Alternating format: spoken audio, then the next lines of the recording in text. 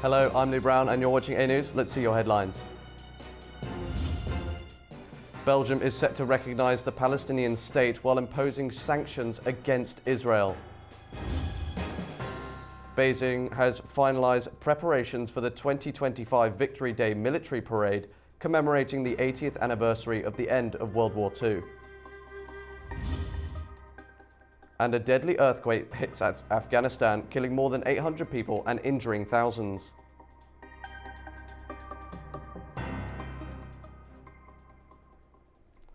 Now, Belgium will formally recognise the Palestinian state at the upcoming UN General Assembly, as well as enforce 12 tough national sanctions against Israel. Belgian Foreign Minister Maxime Prevot announced on social media that upcoming sanctions will include a ban on settlement products, restrictions on Israeli companies, and travel bans against extremist ministers, settlers, and Hamas leaders. He added that Belgium will endorse the New York Declaration in support of a two-state solution, a step he said was prompted by the escalating crisis in Gaza and what he described as Israel's breaches of international law. Staying with the war in Gaza, as Israeli forces prepare for a new offensive, families are fleeing in search of shelter while the city braces for heavier fighting. Dozens of Palestinians fled the northern parts of Gaza City on Monday, seeking safety in the west near the sea, or moving south as Israeli tanks advanced. Vehicles were piled high with belongings, reflecting the desperate search for shelter amid escalating violence. I want to find a place where I can stay with my sons and daughters. I don't know where to go. Moving out needs money. I cannot even find something to eat. It has been 2 months without food. No one is standing with the Palestinian people.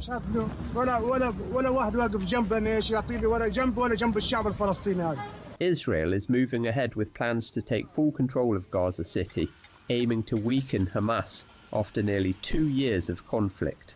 Leaflets dropped over the city urged residents to head south, warning that the army intends to expand its offensive westward. No, I won't move a bit from Gaza. We will remain in our land. This is our sacred land, and we will remain in it until the last drop of blood in us.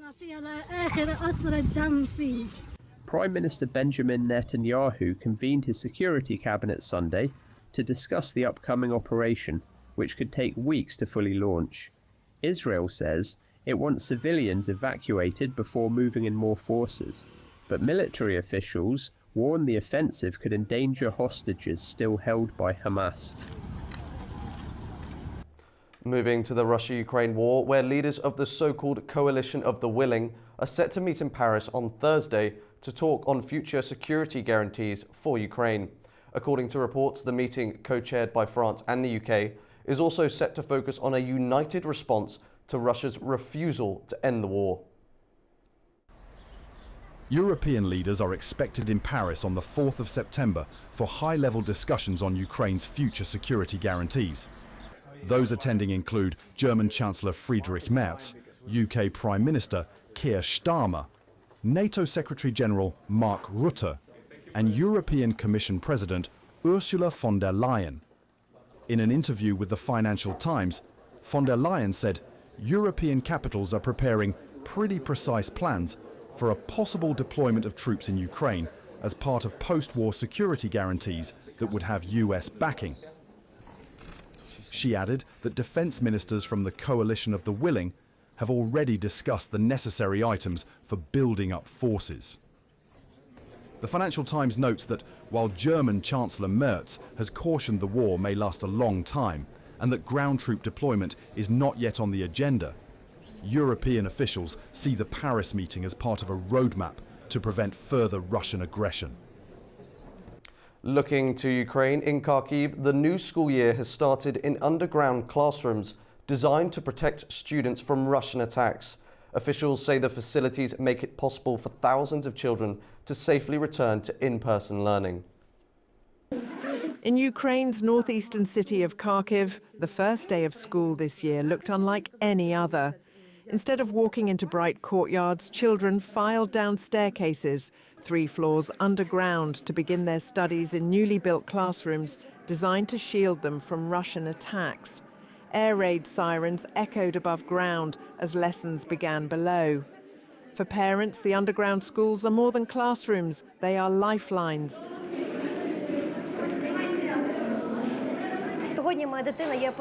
Today, my child, she is a first grader. She came to school for the first time, an underground school. Why have I, as a mother, decided to do this? Because the school is 3 floors down. We were told it is the deepest school in Kharkiv. That's why I believe it is safe. We did not expect it would be possible this year, but as a parent, I was desperate for my child to be able to attend normal physical school.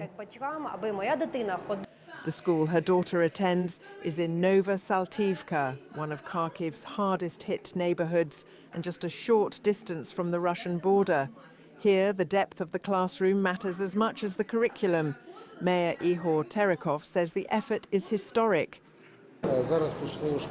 Some 17,000 children will be able to attend school in person. This has never been possible since the start of the war. We have built 7 schools. These are proper schools, located underground. Apart from that, we have converted 6 metro stations into classrooms. Our children now have the opportunity to study in safe conditions. And we have further plans. We are in the process of building 3 more underground schools, which we hope to open on January 1st next year. Despite the war, despite the sirens, children here are reclaiming one small piece of normal life, learning, laughing, and writing their futures deep underground. Staying with the conflict in Ukraine, grief and anger have swept the country as crowds in Lviv and Kyiv gather to mourn Andrei Parubi. The former parliamentary speaker was shot dead over the weekend in what officials are calling a contract-style assassination.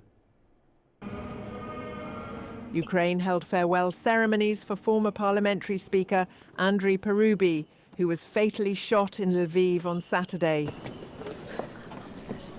Mourners gathered outside Lviv's St. George's Greek Catholic Cathedral, where an honour guard carried Parubi's coffin inside for a solemn service attended by family, friends and supporters. In Kyiv, crowds assembled on Independence Square. Flowers, candles and portraits of the slain politician marked the gathering.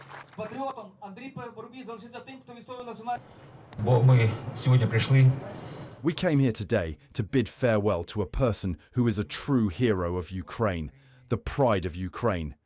The vile hand of a killer struck our society with a hard hit. We have lost one of our best sons. Ukrainian authorities have accused Russian security services of orchestrating the assassination, describing it as a contract-style killing. Russia has not commented and no group has claimed responsibility.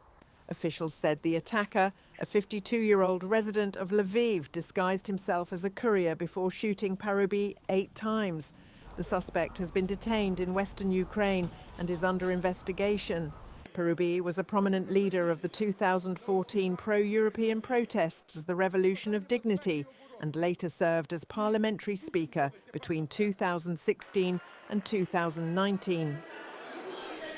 Moving to the Balkans, where marches across Serbia have brought thousands onto the streets as people demand answers over the deadly collapse of a railway roof. Belgrade witnessed a vast silent march as tens of thousands commemorated the 16 people who lost their lives when the roof of a recently renovated railway station collapsed. The gathering was initiated by high school pupils who led the procession from the old railway station. 16 of them crossed Savski Trug Square in silence, each carrying a white rose while the victims' names were recited. Memorial demonstrations were not confined to the capital.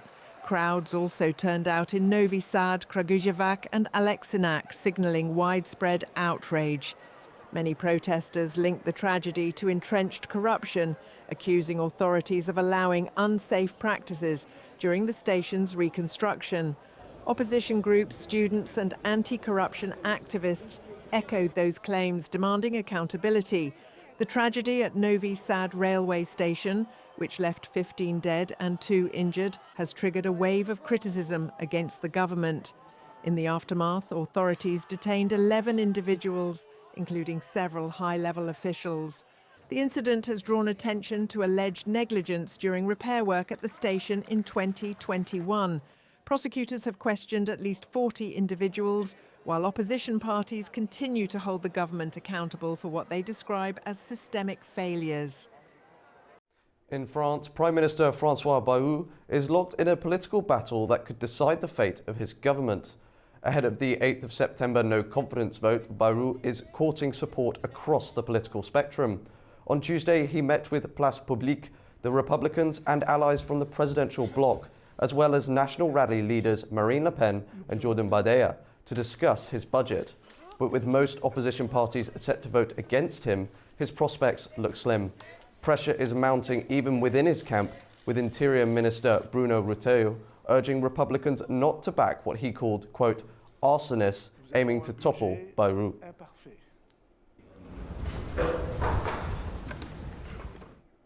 Remaining in France, political party LFI has announced plans to seek President Emmanuel Macron's removal following a government confidence vote, according to the party's parliamentary leader, Mathilde Panot.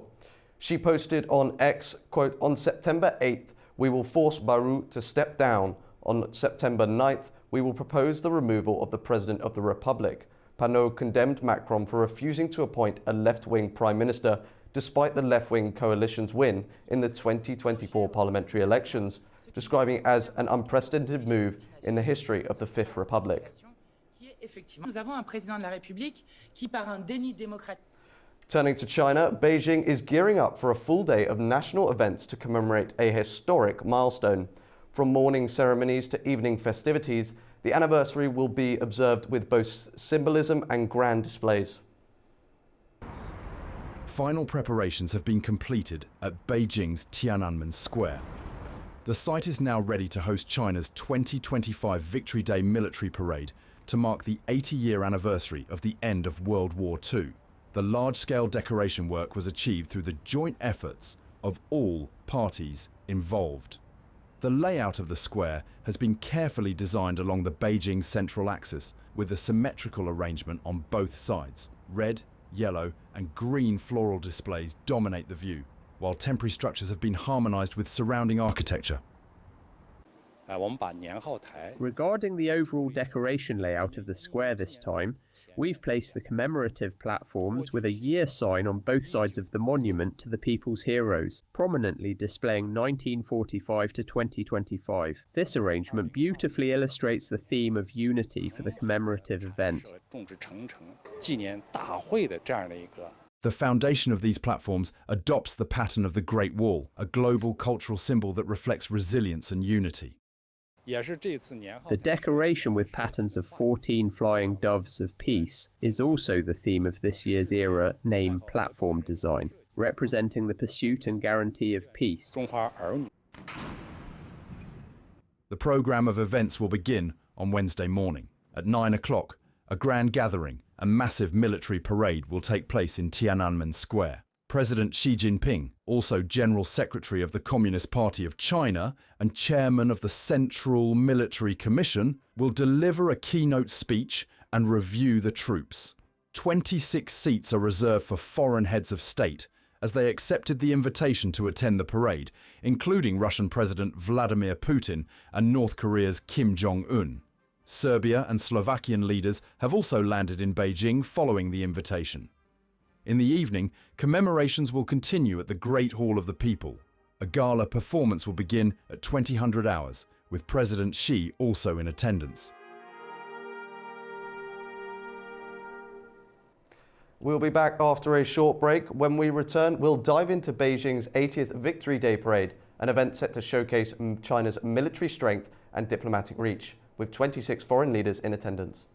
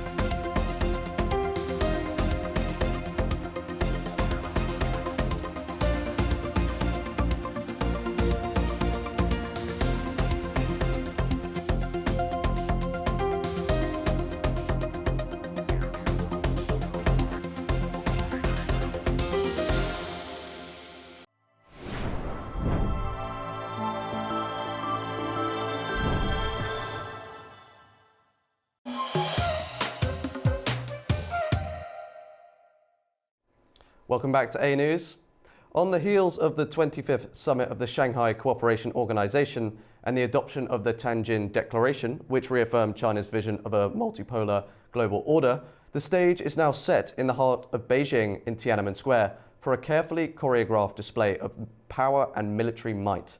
A grand parade marking the 80th anniversary of China's victory in the Second World War is expected to be attended by 26 foreign heads of state. In terms of symbolism and optics, some observers suggest it could even outshine the show of pageantry seen in Moscow back in May. Joining us now to discuss this further is Onur Erim, President of Dragoman Strategies from Istanbul, Turkey. Welcome, Mr. Onur. Hello, welcome. Thank you. I want to ask, how significant is this upcoming parade for Beijing, particularly as a reflection of China's carefully cultivated vision of a new global order? It is certainly, in many ways, very significant. Not only, China is a great big nation. Its capabilities and its advancement in technology and manufacturing has, of course, caught the eyes of the entire, global community for years now. And now it's kind of for them time to, I guess, to show this off. But besides all these, showcases, let's not also forget that they're also able to host leaders of many of the big and emerging nations around the globe, which also goes to show you the how strong this presence is. That I don't want to say that it's a sign of a new world order, but it's certainly a sign of not a single, sided world anymore. I think China would lead, as well as Russia, especially in the Shanghai cooperation, is showing off strength and showing off muscle. If it's in many ways, if it's appropriate to deem at this point. It seems natural that many of those who took part in the SCO summit will also attend the parade. Notably, several leaders who were absent in Moscow are expected in Beijing. In terms of international presence and overall impact, how does this event compare to the one in Moscow, which also aimed to project power? Well, I mean, for quite a while, for obvious reasons, with what's going on in between Russia and Ukraine, Russia has been under extreme heat and extreme stress from the, especially the Western, but also the, largely from global community. So that was a series of events that were held under extreme pressure against Russia. At some points, also maybe not extreme, but also some prejudice against Russia, especially when you compare it to other situations in the history of the world. So yes, it is very common that this is actually that's much bigger showcase, and it's a much bigger attendance. But let's not forget these countries, especially in attendance, do have common interests in many areas that may not always be aligned with what is traditionally known as the Western civilization. So I think we're actually seeing some concrete steps in collaboration of these countries that may not necessarily be aligned with on all the issues with what is traditionally known as the Western civilization. Well, it's interesting that you mentioned earlier, like emerging nations as well, but beyond the parade and its symbolism, what are your key takeaways from the current state of China-Russia relations, and how committed is Beijing likely to remain to supporting Moscow in the months ahead? For a number of reasons, and right now, the strategic reasons I think are more play into this, as well as some economical reasons, especially in hydrocarbon reserves and the trade of hydrocarbons.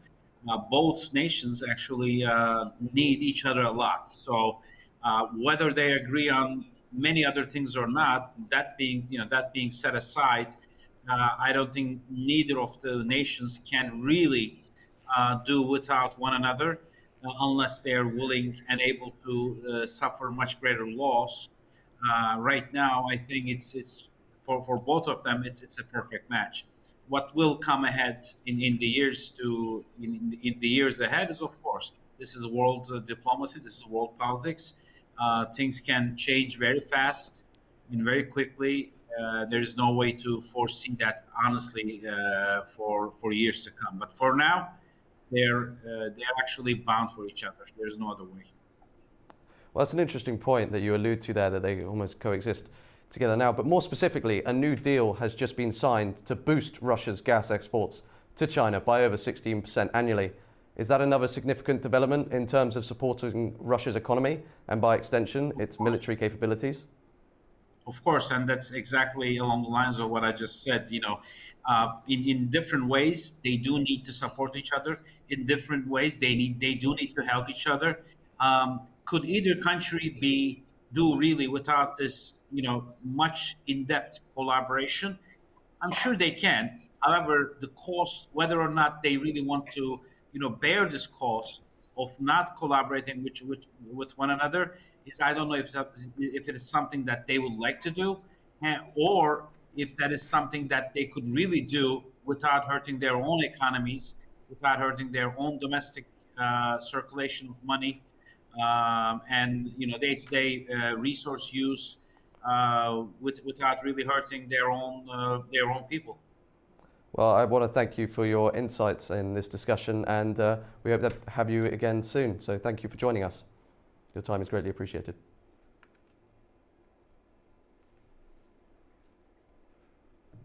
After the break, we'll look at key stories shaping the region. Stay tuned.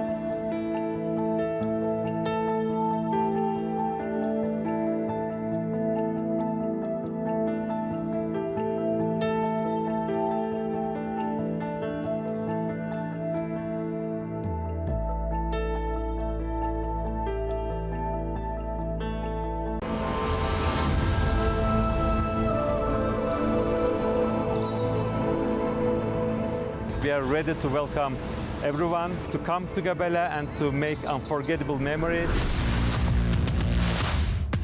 Welcome to Gabela rafting.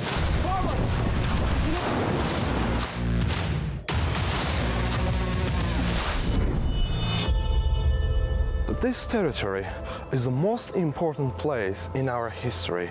Our ancestors lived here 2,000 years ago, and they had here amazing culture, amazing civilization. There's something for everyone here. This place is the largest amusement park in Azerbaijan.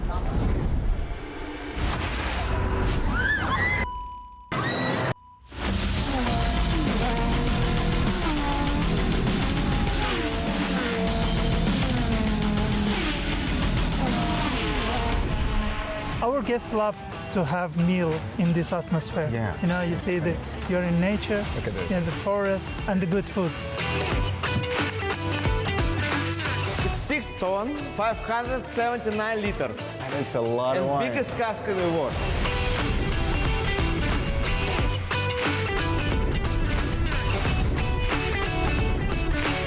Bandar is not just a holiday destination. It's a symbol of Azerbaijan's growing tourism potential.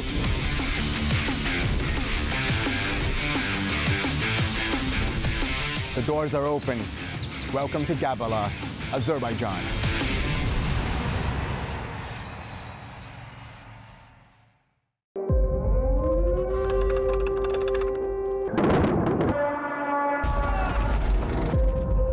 We are in one of the frontline areas of Ukraine. here and seeing things, talking to people, we can clearly tell that the war has changed drastically since its beginning in 2022. Or maybe not. Is that really the case? The war has been going on since 2014. Ратифицировать подготовленный для подписания договор о вхождении Республики Крым и города Севастополь в Российскую Федерацию. Не сомневаюсь в вашей поддержке. У 2014 році Росія прийшла до нас з одним словом, з новим словом. І це слово війна. Армата! Some people serving here, they have been military in this war so long, it's difficult for them to tell how they will be able to return to a normal civilian life. The story of all those people who can withstand aggression, withstand grief, and withstand their lives changing forever.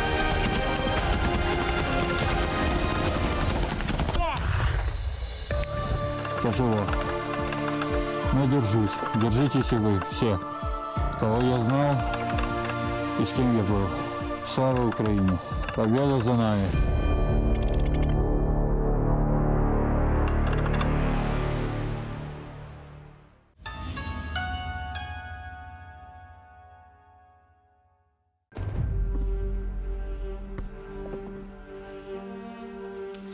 Hello, I'm Orkan Amashov. Welcome to Dialogue of Civilizations.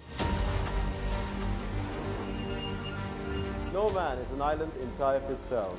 Our true connections as species go far beyond digital technology. In this exciting new series, I'll be exploring a vast and fascinating history of connections between civilizations and revealing secret bonds that have helped societies, cultures and religions peacefully coexist. Join me and let's explore together.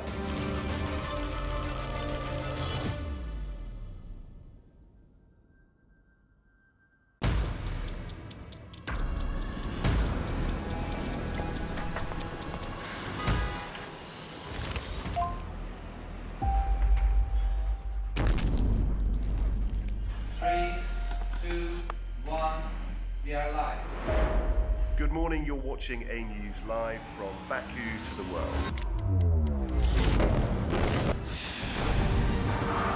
There's a long line of... To truly understand this conflict, as is so we need to look beyond the normal conventions of geopolitics. Well, this is a major development, not just for the governments of countries across the South Caucasus and Central Asia. Its impact is also increasingly being felt in Brussels, London and Berlin.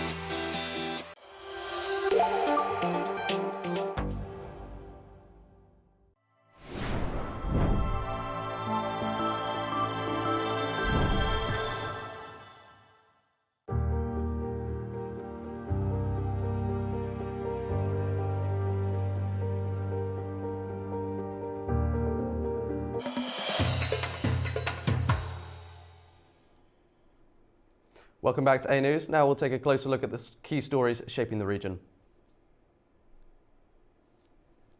Now let's return to China's preparations for the military parade. Our own Leila Rahimli is reporting from Tiananmen Square. Let's hear about the details of the preparations for the 80th War Victory celebrations in Beijing. Hello Hello from Beijing, where final preparations are underway for one of the most significant commemorations in recent memory.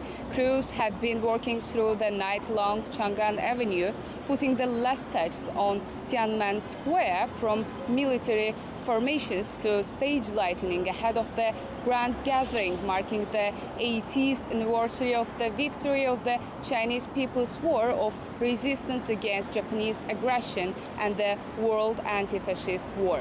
The highlight of the day will begin at 9 a.m. in Tiananmen Square with a military parade and a speech by President Xi Jinping, who will also review the troops. Later tonight at 8 p.m. a commemorative gala will take place at the Great Hall of the People. Dozens of world leaders have already arrived for the celebrations, among them Russian President Vladimir Putin, North Korean leader Kim Jong-un, Iranian President Masoud Pezeshkian, and Kazakhstan's President Kassym-Jomart Tokayev. And in September 2nd, Azerbaijani President Ilham Aliyev and First Lady Mehriban Aliyeva arrived in Beijing by train from Tianjin. They will join others here at the anniversary of events, underscoring the international weight of this gathering, with Beijing hosting not only a massive military parade, but also one of the largest assemblies of global leaders this year after Shanghai Cooperation Organization. And that's all for now. We will follow all new updates. And this is Leila Rahimli and Elbrus Musayev for A News. Continuing in China, where 80 years ago this month, Soviet forces launched their final campaign on the Second World War, the Manchurian Strategic Offensive against Japan. Azerbaijani soldiers were among those who took part in this decisive push in northeast China.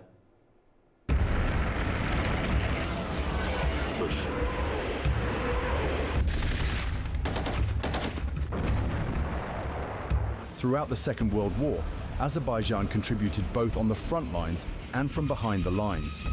Its oil-powered Soviet tanks, aircraft and artillery, while around 700,000 Azerbaijanis were mobilized to fight. By August 1945, the Soviet Union turned its attention east.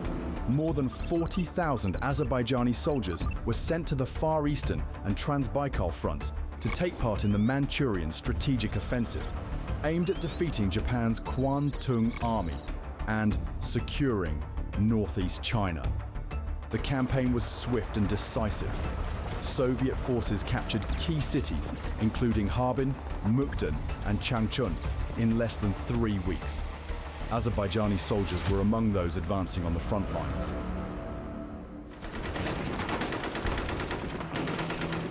Battalion Commander Haji Mamadov received the Order of the Red Banner for his role in Harbin, while Lieutenant Colonel Timur Aliyev led troops through the Khingan Mountains. Sergeant Kafar Sattarov, already a veteran of battles in Europe, marched with the Transbaikal front from Mongolia into Manchuria. Others contributed behind the lines. Captain Kiazim Sadiqzadeh organized critical infrastructure repairs to support the advance, while medical officers such as Shura Alizadeh and Gadamsak Sadikov treated soldiers under difficult conditions. Women were also part of the effort. Junior Sergeant Tezakane Mazimzadeh manned anti-aircraft defenses along railway lines, and Nurse Mulaim Jafarova served alongside troops on the Far Eastern Front after earlier wartime service in Europe.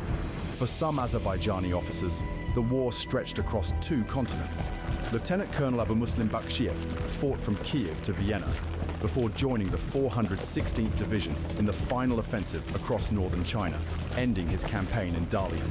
The Manchurian Strategic Offensive was brief, but crucial. It destroyed Japan's last major field army and helped bring the Second World War to a close. For Azerbaijan, it marked the final stage of a wartime contribution that spanned Europe and Asia, from the oil fields of Baku to the battlefields of northeast China. Looking at regional cooperation with Europe, as another shipment of humanitarian aid from Azerbaijan has arrived in Ukraine to help restore its war-damaged energy infrastructure. The shipment, including generators, transformers, and more than 50 types of cable products, is part of a $2 million support package agreed earlier this year. Since the start of Russia's full-scale invasion, Azerbaijan has delivered 125 humanitarian shipments, worth more than $11 million. Ukrainian officials say the aid is vital for repairing facilities under constant attack and ensuring millions of Ukrainians can keep their lights on.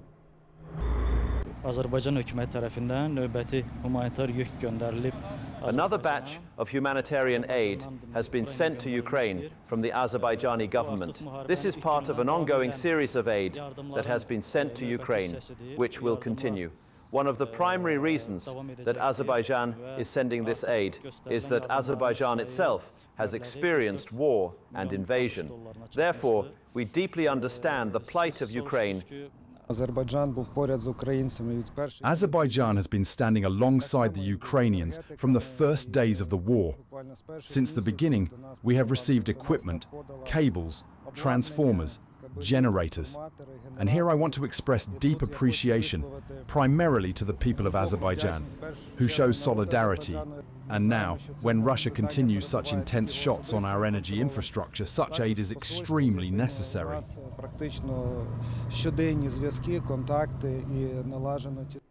Now, Turkey's foreign ministry has welcomed the decision to dissolve the OSCE Minsk process and its related structures, describing it as an important step in advancing peace between Azerbaijan and Armenia. In an official statement, the ministry highlighted that the decision, achieved through the joint efforts of countries, marks a significant stage in the peace process between the two neighbouring countries. Ankara said closing the old structure shows the progress made on the ground and reflects the new regional order after Azerbaijan restored its territorial integrity.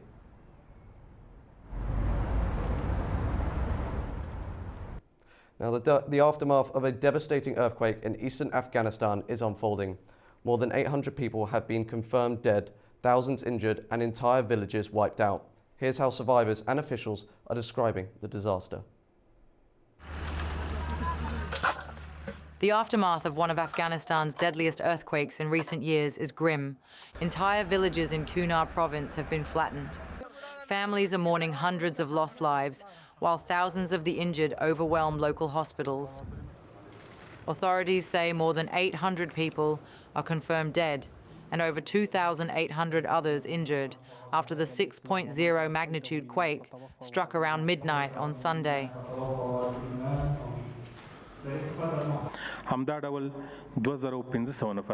The earthquake struck the districts of Nurgul, Soki, Watapur, Manogi and Chapadara and other areas in Kunar province. One thing I need to clarify is that our rescue teams have reached the Mazadara area of the Nurgul district, but have yet to share the latest update. The Afghan government's teams have reached the areas affected by last night's earthquake, but NGO teams are making their plans first and then dispatching their teams to such places. However, it will take some time. Aminullah Sharif, head of Nangarhar's medical services, described the difficult journey to reach survivors. When I learned about this disaster that struck our people, I prepared 4 to 5 ambulances and moved toward the affected area. We traveled during the night and arrived here at early morning prayer time after walking for 5 to 6 hours. Currently, 4 to 5 helicopters have carried the injured, and the evacuation is still ongoing. This is a major disaster. Many houses have been destroyed, and a lot of support is needed to rescue people from under the rubble.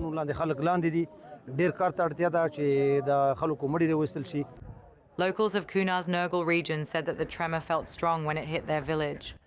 They are calling for global support to people in the affected regions.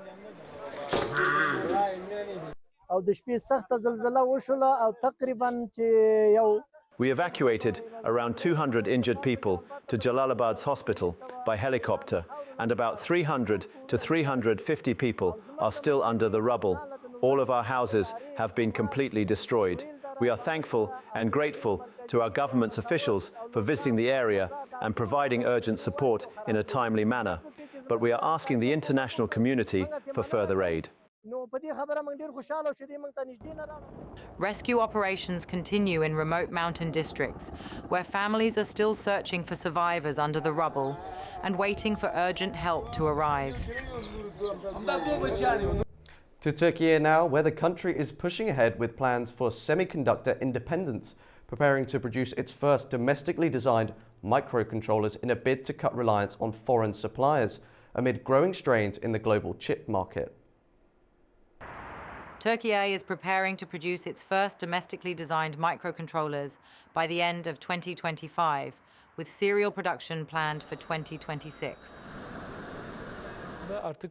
Ali Baran, Yongatec's general manager, says, "The initiative is part of a broader strategy to reduce foreign dependency in semiconductor technology amid growing tensions between the United States and China."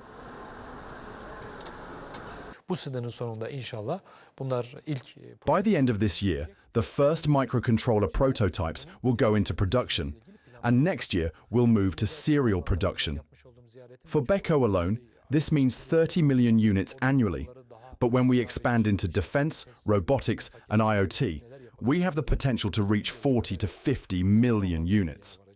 These are very significant numbers, and this project represents a major step forward for Turkey's domestic semiconductor capabilities. Yongatec Microelectronics is also developing artificial intelligence chips for security and automotive cameras, as well as field programmable gate arrays, or FPGAs, to meet the needs of the defense sector. Globally, chips are now seen as the defining resource of the 21st century. Yongatec's general manager adds that countries with chip technologies will gain a significant strategic advantage, while others may be left dependent on foreign markets. Turkey is offering around $5 billion in incentives for foreign companies willing to establish local chip production infrastructure. The Beko project is part of the government's HIT 30 program, which supports strategic technology initiatives. Our plan is to begin serial production of microcontrollers in 2026, laying the groundwork for Turkey's first domestically designed chips. By 2027 and 2028, we aim to move into mass production of our AI chips. This carefully phased approach not only ensures the highest quality and scalability, but also positions us to meet the rapidly growing demands of domestic and international markets, strengthening Turkey's technological independence in semiconductors. Yongatec is also working on chips for satellite communications, anticipating the convergence of 5G and IoT technologies for smart cities, transport, and industry. The company highlights the need for a strong collaboration between government support, private sector expertise, and university talent to build a sustainable semiconductor ecosystem. Finally, Baran calls on Turkish youth to pursue electronics and chip technology, confident that Turkey can become a global player in the sector within the next 2 decades. After the break, we'll look at some major developments shaping the region, Turkish perspective on the SCO Plus summit, and Ankara welcoming the end of the OSCE Minsk process, calling it a milestone for lasting peace between Azerbaijan and Armenia.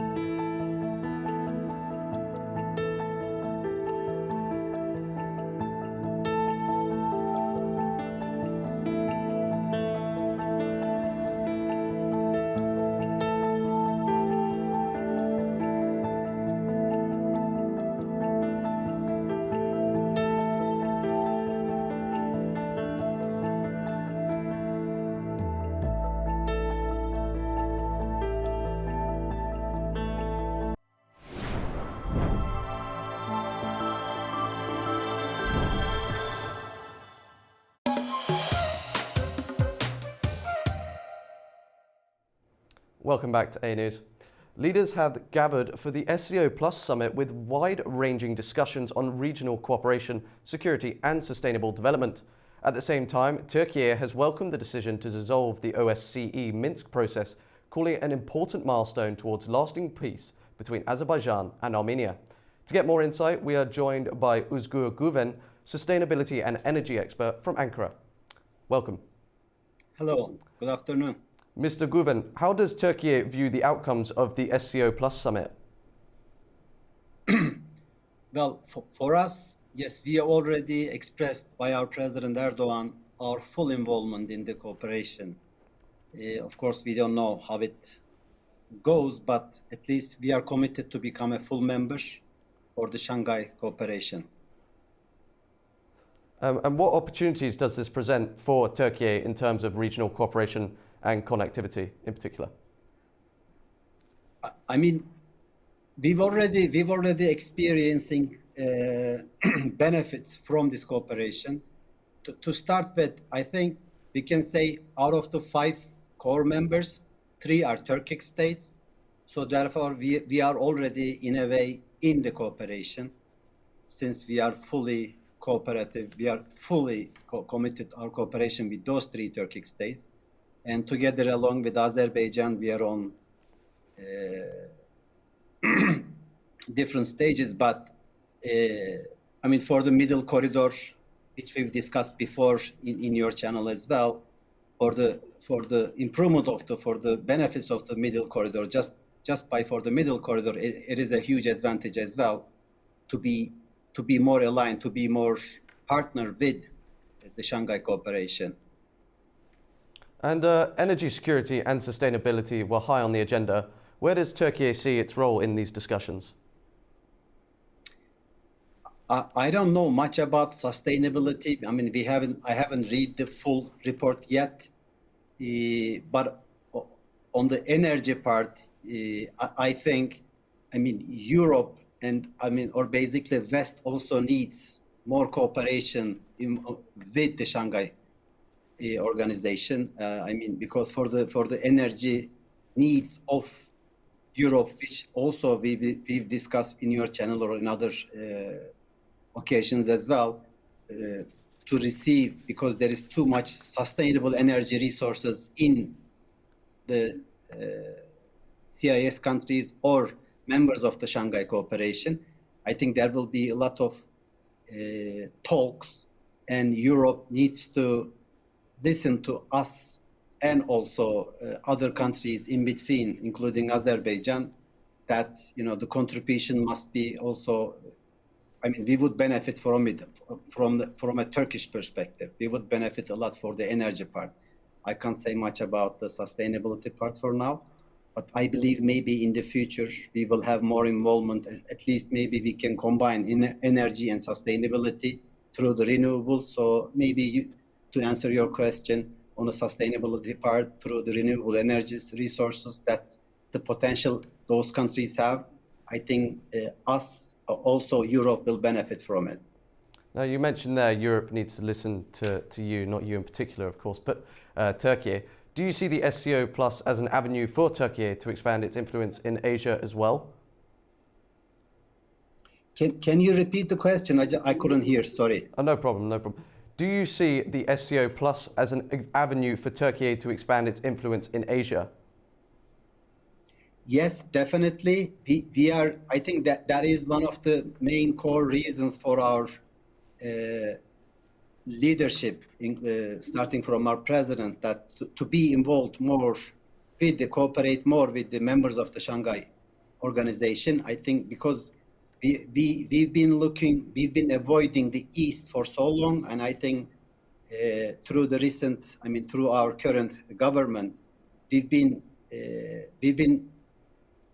focusing more on the East. Of course, we are still keeping our one side to the West, but we are concentrating more on our East, to the Asian countries, and to contribute to partnership in many things. And as our President Erdogan already shared through his speech in Shanghai organization, that Turkey is the Asian at the West end and then European at the East, and I think this sentence defines where we stand.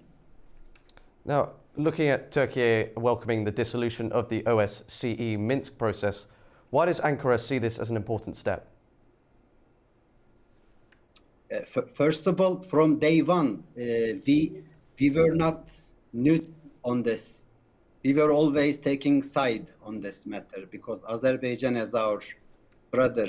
That we were never, and we always, through our leaderships, through our different governments, not only to the current one, but also previously, we always had one aim that this had to be resolved between the countries, between Azerbaijan and Armenia, not interference of all those nations who are so far away. And finally, through the recent events and after this, I think it just happened as how we always asked for. Could this decision help unlock broader regional integration, transport, energy projects, things like this? Yes, definitely. We've been eagerly waiting for this. I mean, I will be very happy to take my children, to take my family and drive to Azerbaijan through Zengezur corridor. I mean, if we can say that. I mean, not only for the commercial, but also for the touristic and cultural part. Like this will increase, of course, commercially. It will have benefits for all the regional countries, but also on a cultural level. I would be very happy if I can actually drive directly without driving through Georgia, which I've been doing to reach to Azerbaijan. I would be very happy to reach out to my lovely brothers and sisters in Azerbaijan, directly driving through. So that's an interesting point, but we've got to focus on safety. How might Turkey contribute to ensuring peace and stability in the South Caucasus moving forward? How can that be a safe option? I think the Turkish government, and thanks to our military forces, of course, that we showed that we can be supportive to bring peace to the region, to help our Azeri brothers and sisters, to the Azerbaijan government. So I think from onwards, we will be showing it. We will just continue showing what we already did in the previous years. I don't know if that's an answer to your question. Well, and finally, how do developments at the SCO Plus and in the South Caucasus connect to Turkey's wider version of being a regional stabilizer and energy hub? Well, I mean, if we look from, we are member of NATO. We are not going to revoke that. We are not going to leave membership to NATO. We just want to keep our communication, our partnership with our NATO allies, but we also this shows even this needs a bigger discussion. Yes, through the Shanghai Initiative from like 2015 development strategy plan, it says, you know, if you want to be a full member, you should not have any other international alliances. That includes NATO. I don't know how it will be solved, but at least on our intention from our side, we want to keep our communication, our partnership with our Western allies, but also we want to have more partnerships and partnership with our Eastern allies. And this Shanghai Cooperation, if you can name it the Shanghai or any other entity that we just want to be a stabilizer in the middle. As I already said earlier, our president's words, the west end of the Asia and east end of Europe, we are right over there. And together with Azerbaijan, I believe that we will keep being in the middle to connect east to the west or west to the east. Well, I'm going to cut you off there, but that's some really valuable insights, and I want to thank you for joining us, Mr. Özgür, and have a great rest of your day. Thank you. Have a great day. That's all we have for now. Thank you for watching, and stay tuned to A News.